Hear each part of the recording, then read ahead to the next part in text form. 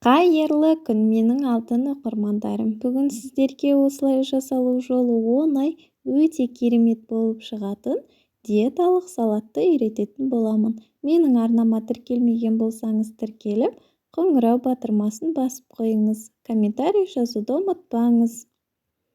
Ең алдымен осылай капустамызды осылай үкіштен жіңішке етіп, ұзын-ұзын етіп өткізіп аламыз. Егерде үкіш болмаса, пышақтың көмегімен өздеріңіз жіңішке етіп турасаңыздар да болады.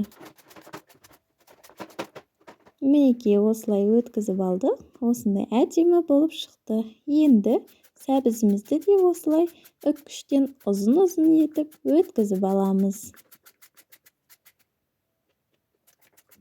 Осылай бәрін жақсылап өткізіп аламыз ұзын-ұзын етіп. Сол кезде салатымыз өте әдемі көрінеді. Міне сәбізімізді өткізіп алдық. Енді бір шай қасық тұзымызды салып, жақсылап осылай араластырамыз. Мінекей осылай капустамыз бен сәбізіміз жұмсақ болды. Енді чеснокты да осылай үкіштен жіңішке етіп өткізіп аламыз. Мінекей чесноктың бәрін өткізіп алдық. Енді қиярымызды осылай бөліктерге бөліп аламыз. Содан соң осылай зигзагпен әдемілеп турап аламыз. Қаласаңыздар, ұзын-ұзын жіңішке етіп турасаңыздар да болады. Бірақ осылай ирек-ирек етіп турасақ, салатымызда әдемі көрініп тұрады. Қиярымыз осылай ұзын-ұзын әдемі болып шықсын десеңіз, қиярды осылай қиғашынан турайтын боламыз.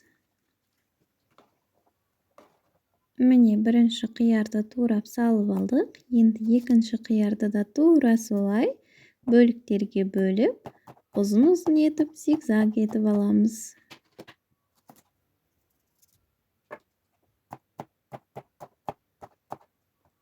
Осылай қиярдың да бәрін турап алдық. Мінекей әдемі етіп ыдысымызға саламыз.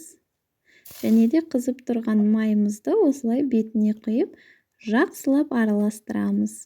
Осымен салатымыз дайын болды. Менімен бірге болғандарыңызға рахмет. Видеоны соңына дейін көргендеріңізге де рахмет. Сіздерге ас болсын.